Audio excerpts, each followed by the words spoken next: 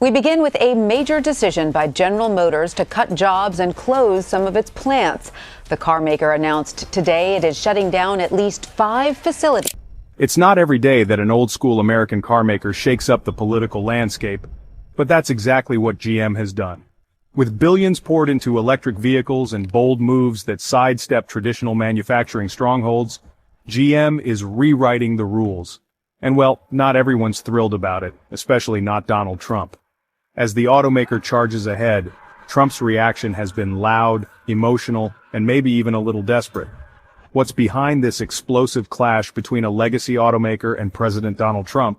And more importantly, who's really steering the future of American industry? In this video, we will explore GM's electric revolution, Trump's backlash, and what this all says about where American power is heading next. And without much ado, let's get started. Well, General Motors is cutting staff and closing 5 plants. The company will reportedly lay off some 14,000 factory and white-collar workers here in the U.S. Plus, 5 plants are up for the closure as the company restructures to cut costs and focus on electric cars. In one of the boldest pivots in recent automotive history, GM has committed a staggering $35 billion to electric and autonomous vehicle development, a move that's already reshaping how the company operates across its global footprint. But here's where it gets complicated. The future GM envisions isn't anchored in the same American manufacturing hubs that built its legacy. This shift is not just about innovation. It's about cutting loose from the past. To support this electric future, GM has announced the closure of 5 plants in North America, 4 in the US and 1 in Canada. Along with those shutdowns comes the layoff of approximately 14,000 workers, both factory line workers and white-collar employees. These aren't minor tweaks or efficiency measures. This is a massive downsizing of GM's traditional internal combustion engine infrastructure, the kind that's employed generations of workers in cities like Detroit, Warren, and Lordstown. For GM, those facilities no longer fit the direction it's headed. The message is clear. The age of gasoline is over, and the electric vehicle era won't be built in the same places. GM is reallocating resources to EV-focused production centers. It's pouring money into facilities like Factory Zero in Detroit Hamtramck and Spring Hill, Tennessee, converting them into high-tech hubs for battery-powered vehicles.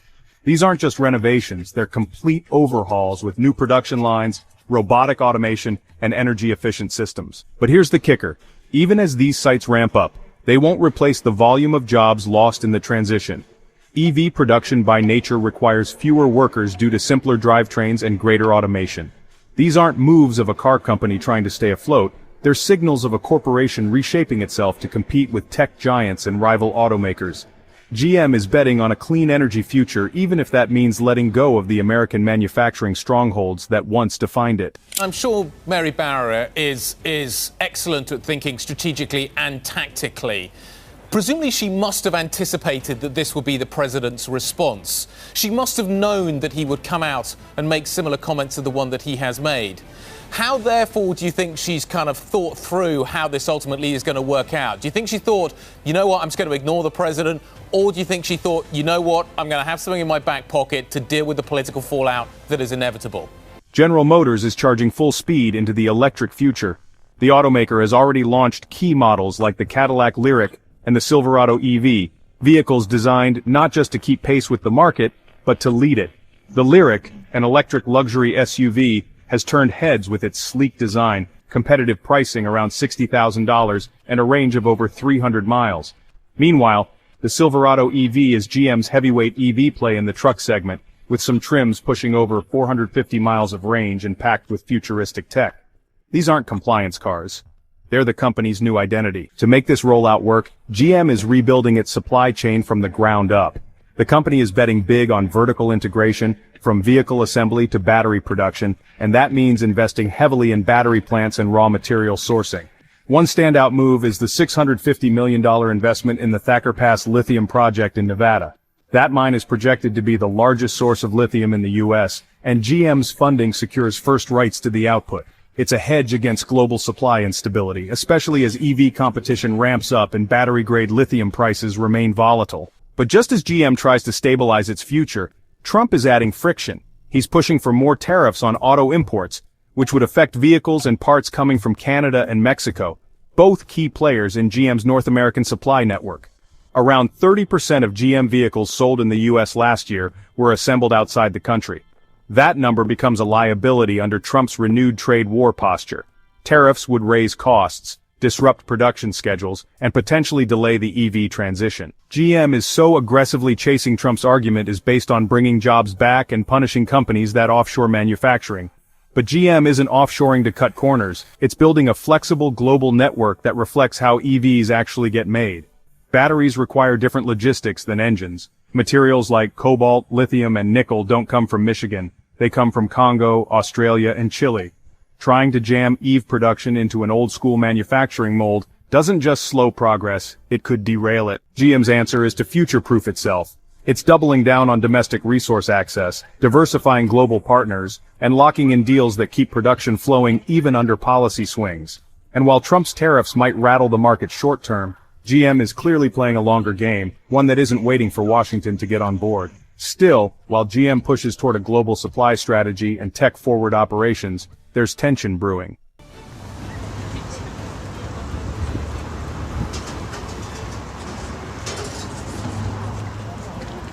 Ms. Barr, how'd the meeting go?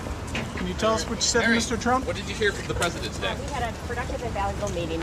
In March 2025, Mary Barra walked into the White House for what was described as a strategic discussion with President Trump. On the surface, it was framed as a talk about investments, jobs, and the future of the American auto industry. But behind closed doors, sources say, it was anything but cordial. The meeting became a clear standoff between two sharply different visions for how the U.S. should approach the future of mobility. Barra reportedly came in with data projections and a clear roadmap. She laid out GM's ongoing investments in electric vehicles and battery technology, emphasizing their commitment to reshaping the company into a global EV leader. Trump, on the other hand, was said to be laser-focused on one thing: jobs staying in America, no exceptions. The tension escalated when Trump pressed Barra on why GM continues to expand EV operations outside the U.S., particularly in Mexico and Canada. According to White House aides, Trump warned that more aggressive tariffs could be imposed unless GM shifted more of its EV production to domestic soil. But the real flashpoint was EV subsidies. Barra argued that stable federal incentives are essential if the U.S. wants to stay competitive with China and Europe, where governments are offering huge subsidies to EV makers. Trump was reportedly skeptical.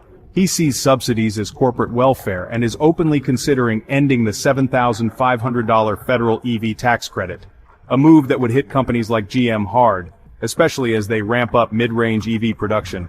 Insiders say the tone of the meeting was tense, with Trump pushing economic nationalism while Barra stuck to a pragmatic, data-driven defense of global strategy and innovation. Both left the room without a clear resolution, and the fallout was immediate in the media. The White House painted the meeting as a tough but productive conversation, suggesting GM was given a chance to get back on track. GM's press team, however, emphasized their long-term commitment to sustainability and competitiveness, subtly implying that the administration is out of sync with where the industry is going. Public reaction was split. So let's dive into the market's reaction. And it's not as predictable as you'd think. We're watching Wall Street, where the closing bell rang just moments ago as investors react to President Donald Trump's new 25% tariffs on auto imports. So the Dow landing in the red, Ford fell more than 3%, General Motors fell more than 6%. The moment President Trump's 25% tariffs on auto imports took effect, the market reacted almost instantly. GM's stock dropped nearly 6% in the days following the implementation, wiping out billions in market value almost overnight. Investors weren't just spooked by the policy itself, they were trying to make sense of what it meant for a company that spent the last 5 years pivoting toward electric vehicles with a globally interconnected supply chain. Now that the tariffs are a reality, GM's cost structure is shifting dramatically, especially considering that roughly 30% of the vehicles it sells in the U.S. are made in Mexico and Canada. Analysts wasted no time weighing in. Some, like those at Morningstar and RBC Capital Markets, warned that ongoing trade friction could slow GM's EV momentum, forcing the company to rethink production timelines and renegotiate key supply contracts. Others were more blunt, accusing Trump of stifling innovation to score political points.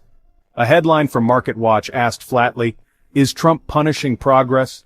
The implication being that GM, far from abandoning America, is adapting to a global market and punishing it for modernizing its supply chain may be counterproductive.